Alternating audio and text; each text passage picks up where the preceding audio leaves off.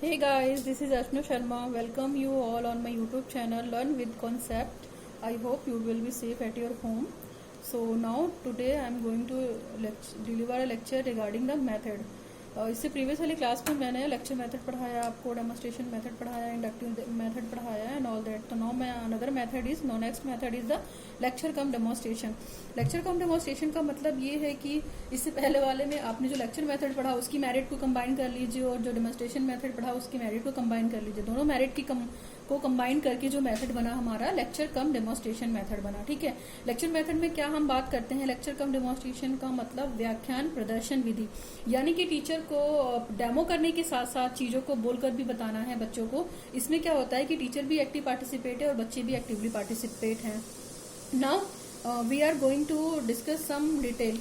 Teacher perform the experiment with the class with the active participation of the student. टीचर क्या करता है यहाँ पे कि बच्चों के एक्टिव पार्टिसिपेशन को लेकर वो अपनी क्लास को या अपनी एक्सपेरिमेंट को परफॉर्म करता है. इस मेथड में क्या होता है कि जो in this method the fault of lecture method are removed. Specially देखा जाए तो हम बात करते हैं कि लेक्चर मेथड में बहुत सारी कमियां हैं, क्योंकि टीचर वहाँ पे सिर्फ बोलता रहता है और बच्चा डीएक्टिव होकर सुनता रहता है या बैठ कर सुनता रहता है.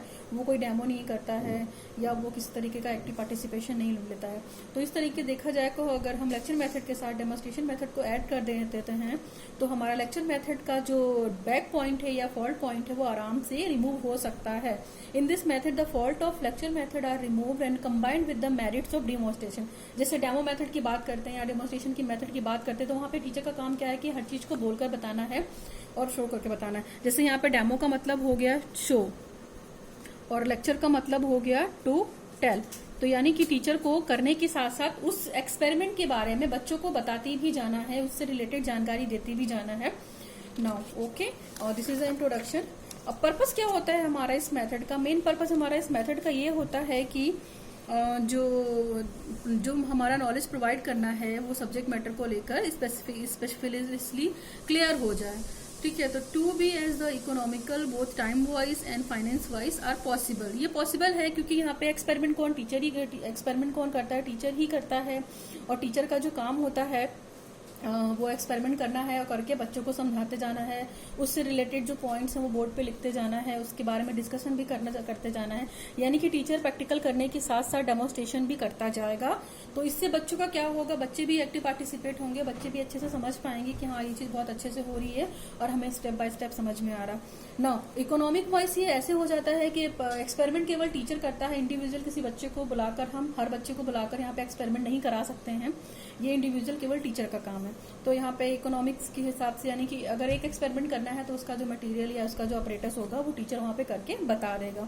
ओके, टाइम टेबल वाइज क्या होता है कि एक टाइम में हम बहुत सारे बच्चों को पढ़ा देंगे. फाइनेंस वाइज भी पॉसिबल है. ना कुछ स्टेप्स हैं, जैसे लेक्चर मेथड और डेमोस्ट्रेशन मेथड के स्टेप्स थे, तो यहाँ पे डेमोस्ट्रेशन लेक्चर कम डेमोस्ट्रेशन मेथड के भी बहुत सारे स्टेप्स हैं. एज इट इज वही सेम स्टेप है, बस यहाँ पे एक्सपेरिमेंट करना है. Step number 1 planning and preparation. Planning and preparation में टीचर क्या करेगा कि इसको जो एक्सपेरिमेंट करना है उसके लिए वो प्लान करेगा और पहले से प्रिपेयर करेगा कि हमें इस एक्सपेरिमेंट को या इस प्रैक्टिकल को कैसे स्टार्ट करना है.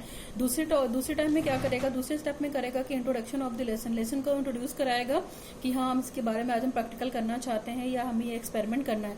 फिर इसके बाद जब वो इंट्रोडक्शन दे लेगा कि जैसे एग्जाम्पल दिया जाए, अगर हम मान लीजिए ग्रेविटेशनल फोर्स पढ़ाना चाहते हैं तो टीचर क्या करेगा? पहले ग्रेविटेशनल फोर्स के बारे में बताएगा, थोड़ा सा इंट्रोडक्शन देगा कि होता क्या है, मीनिंग क्या होती है, डेफिनेशन क्या होती है. फिर ग्रेविटेशनल फोर्सेज से रिलेटेड वो बहुत सारे प्रेजेंटेशन देगा, एग्जाम्पल्स देगा, जिससे बच्चों का क्या होगा? कॉन्सेप्ट क्लियर होगा. नाउ पहला स्टेप हो गया प्लानिंग एंड प्रिपरेशन. सेकेंड हो गया introduction of the lesson. Third हो गया आपका प्रेजेंटेशन.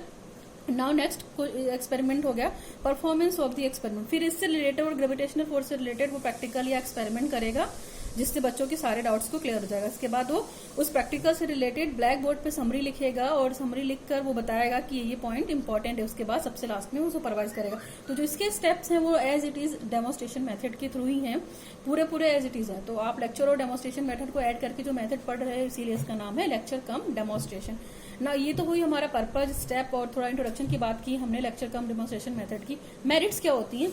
अगर हम मेरिट्स की बात करते हैं तो देखा जाए तो ये मेथड इकोनॉमिकल मेथड है। आपको पता है कि पैसा ज़्यादा नहीं खर्च होगा, क्योंकि यहाँ पे प्रैक्टिकल जो करना है वो केवल टीचर को करना है, बच्चों को इंडिविजुअल बुलाकर नहीं कराया जाता है।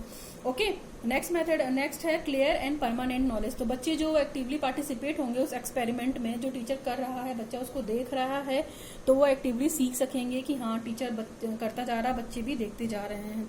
और ये साइकोलॉजिकल मेथड है। Psychological method in the sense है कि बच्चे एक्सपेरिमेंट को करते हुए टीचर को देखते हैं तो काफी इंटरेस्ट लेते हैं, और टीचर भी उनसे क्वेश्चंस पुट अप करता है कि हम ये एक्सपेरिमेंट कर रहे हैं, और इस एक्सपेरिमेंट के रिगार्डिंग अगर आपको प्रॉब्लम है तो आप पूछते भी जाओ। साथ में बच्चा क्वेश्चन भी पुट अप करता है जब भी प्रैक्टिकल टीचर क्लास में या लेबोरेटरी में करती है। तो now all shortcomings of lecture methods are removed. हमने वही बात की कि लेक्चर मेथड की जितने भी डिफॉल्ट्स हैं, जितने भी फॉल्ट्स हैं, ठीक है, फॉल्ट्स जितने हैं वो सारे खत्म हो जाएंगे। क्यों? क्योंकि लेक्चर मेथड तो ऑटोमेटिक का बोरिंग मेथड है, तो उसको हम इंटरेस्टिंग बनाने के लिए लेक्चर मेथड के साथ साथ डेमोन्स्ट्रेशन मेथड भी यूज करेंगे, तो हमारा लेक्चर मेथड का जो कमी है, जो हमारा फॉल्ट है, वो ऑटोमेटिक दूर हो जाएगा।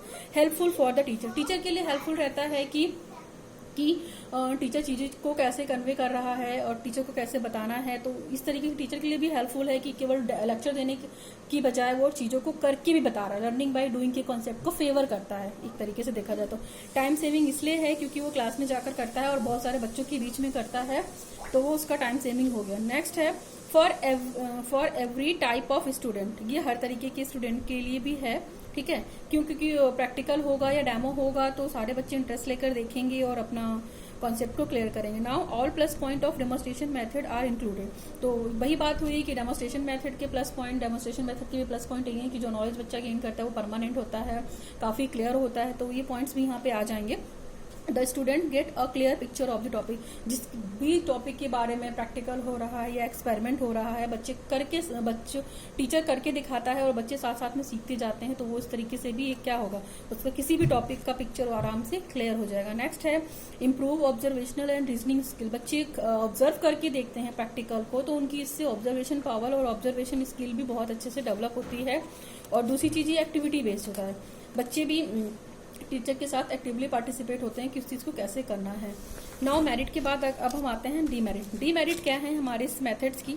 डीमेरिट भी हैं, जैसे हर मेथड के मेरिट्स और डीमेरिट, एडवांटेज और डिसएडवांटेज होता है, ठीक है। तो ठीक इस तरीके से इस मेथड का भी है। जैसे यहाँ पे बात करते हैं no space for learning by doing. यहाँ पे टीचर तो सब कुछ कर रहा है लेकिन बच्चे के लिए कोई स्पेस नहीं है। यहाँ पे टीचर सब कुछ कर रहा है क्योंकि वो प्रैक्टिकल खुद ही होल्ड कर रहा है, तो बच्चों को करके सीखने का कॉन्सेप्ट नहीं मिल पाएगा यहाँ पे, जिससे वो हो सकता है उनको सीखने में कठिनाई आई हो। कुछ बच्चे बहुत अच्छे तरीके से सीखते हैं, कुछ बच्चे अच्छे तरीके से नहीं सीखते हैं। तो इस चीज को आप करवाइए क्लास में डेमोन्स्ट्रेशन को, no space for learning by doing. Okay, तो ये लर्निंग बाय डूइंग सिर्फ यही बताता है कि बच्चा अगर करके सीखता है तो उस चीज को परमानेंटली सीख सकता है ना, वो कभी भूलेगा नहीं जो चीज वो करके देगा। मगर यहाँ पे बच्चे को तो करना नहीं है, बच्चा केवल देखेगा उसको। ये बच्चे का देखना ही एक्टिव पार्टिसिपेशन है, बाकी काम तो सारा यहाँ पे टीचर का ही है। Now the student do not perform experiment but only observe the experiments. Each child is not able to observe and collect the proper data. मानते हैं क्लास के कुछ बच्चे ऑब्जर्व करके, प्रॉपर ऑब्जर्वेशन या कंसंट्रेशन पावर उनकी अच्छी है तो वो प्रॉपर ऑब्जर्व करके इस एक्सपेरिमेंट को परफॉर्म कर लेंगे। लेकिन क्लास में सारे बच्चे सेम नहीं होते हैं, तो वो जो बच्चे सेम नहीं है, जिनका मेंटल लेवल ठीक नहीं है या जो प्रॉपर क्लास में कंसंट्रेशन नहीं दे रहे हैं, तो उनके लिए ये एक्सपेरिमेंट दिक्कत करेगा। क्यों? क्योंकि वो ऑब्जर्वेशन से सारा डाटा प्रॉपर तरीके से कलेक्ट नहीं कर पाएंगे। नेक्स्ट है स्पीड ऑफ द एक्सपेरिमेंट। अब एक्सपेरिमेंट करने में टाइम तो लगेगा ही, क्योंकि पहले आपको सेटअप अरेंज करना होता है, फिर उससे रिलेटेड जितने भी मटेरियल हैं, ऑपरेटर्स है, उन सबको 1 बाय 1 रखना होता है कि पहले स्टेप में हमें ये करना है, दूसरे स्टेप में हमें ये करना है, तीसरे में ये, और अल्टीमेटली लास्ट में हमें ये करना है। तो ये बहुत ज्यादा टाइम भी लेता है, तो स्पीड ऑफ एक्सपेरिमेंट पे भी मैटर करता है। तो बहुत ज्यादा टाइम लेके अगर इस एक्सपेरिमेंट को करेंगे तो हम सारे सिलेबस को कंप्लीट नहीं करा पाएंगे। नेक्स्ट है this method is not economical feasible. मान लीजिए इकोनॉमिकल फीजिबल इस पर्पज से नहीं हुआ कि ऑपरेटर्स तो टीचर ही कर रहा है, इनकेस एक्सपेरिमेंट करते वक्त कुछ ऑपरेटर्स टूट गया या कुछ भी नुकसान हुआ तो उसके लिए नया ऑपरेटर्स मंगाना पड़ेगा, तो कॉलेज वो फाइनेंस नहीं कर पाता है। नेक्स्ट है नो कंसीडरेशन इन इंडिविजुअल डिफरेंस। और यहाँ पे सभी बच्चों को हम एक साथ ही लेकर चलते हैं, वहाँ पे हम ये नहीं सोचते हैं कि ये कौन सा बच्चा पढ़ने में बहुत अच्छा है, कौन सा बच्चा पढ़ने में बहुत लो है। ओके, तो हम यहाँ पे इंडिविजुअल डिफरेंसेस की भी बात नहीं की गई है, जबकि हर व्यक्ति का इंडिविजुअल डिफरेंस होता है। बच्चे जो होते हैं वो एक दूसरे से डिफरेंस होते हैं, सबकी एबिलिटी अलग अलग होती है, मेंटल पावर और आईक्यू पावर अलग अलग होती है। Okay, now clarity is not assured. जो क्लियरिटी कुछ बच्चों को क्लियरिटी हो भी जाती होगी, पर प्रैक्टिकल करते वक्त कुछ बच्चों को क्लियरिटी नहीं भी होती है, तो वो डाउट्स वहाँ पे टीचर एट रैंडम क्लियर नहीं कर पाती है। ओके, क्योंकि टीचर प्रैक्टिकल करने में बिजी होती है। Phase two the develop laboratory skill, ये लेबोरेटरी स्किल को फेल करती है। नो चाइल्ड सेंटर्ड मेथड, यहाँ पे चाइल्ड सेंटर्ड मेथड की बात नहीं है, ये टीचर सेंटर्ड मेथड है, लेक्चर कम डेमोन्स्ट्रेशन। तो यहाँ पे जो भी काम है वो टीचर करेगा, बच्चे बस इस वजह से इसको देखेंगे कि हाँ क्योंकि टीचर कर रहा है, तो बच्चे का जो पार्टिसिपेशन है वो केवल एक्टिव पार्टिसिपेशन है regarding the practical lecture come demonstration. ठीक है, तो ये मिला जुला कॉन्सेप्ट था lecture method plus demonstration method का। कुछ अच्छी बातें भी थी, कुछ ड्रॉबैक भी थे, तो वो हर लेक्चर मेथड में होता है। कोई भी मेथड इतना परफेक्ट नहीं है कि उस मेथड को पढ़ाकर हम क्लास का सिलेबस भी कंप्लीट करा लें, बच्चों को पूरी नॉलेज भी दे सकें, ठीक है, और पूरे कॉन्सेप्ट को क्लियर कर सके क्लास में जितने भी बच्चे हैं। तो ये ऐसा कोई मेथड नहीं है, सभी मेथड के प्लस पॉइंट होते हैं, निगेटिव पॉइंट होते हैं। अल्टीमेट हम बात करते हैं सजेशन की, तो सजेशंस क्या दे सकते हैं? देखिए, the teacher should have a clear knowledge of theory and practical for the demonstration of the experiment. ठीक है, तो टीचर जो एक्सपेरिमेंट कर रहा है उसको प्रॉपर थ्योरी और प्रैक्टिकल दोनों की नॉलेज होनी चाहिए। यानी कि इसके लिए टीचर बहुत क्या होना चाहिए? एक्सपीरियंस होल्डर होना चाहिए। अगर वो प्रैक्टिकल कई बार कर चुका है तब तो उसको एक्सपीरियंस है उस प्रैक्टिकल को और वो एज इट इज कर लेगा। बट उसने अगर वो प्रैक्टिकल फर्स्ट टाइम क्लास में करने जा रहा है, उसकी कोई प्रैक्टिस नहीं की है, उसका कोई एक्सपीरियंस नहीं है, तो उसके लिए भी वो दिक्कत है। ठीक है, नेक्स्ट है the teacher should be able to use the audio visual aids whenever require the teacher। ठीक है, तो टीचर जो प्रैक्टिकल कर रहा है तो वो खुद ही एबल है उसको बोलने के लिए, दिखाने के लिए और करने के लिए। ठीक है, तो उसको वो टीचर एक्सपेरिमेंट के साथ साथ बोलती भी जाएगी, चीजों को दिखाती भी जाएगी। ठीक, तो टीचर इतना एबल होना चाहिए कि वो बोलने के साथ चीजों को दिखा भी सके, कर भी सके। अगर वो प्रैक्टिकल कर रहा है तो उसको बोलकर भी बता सके।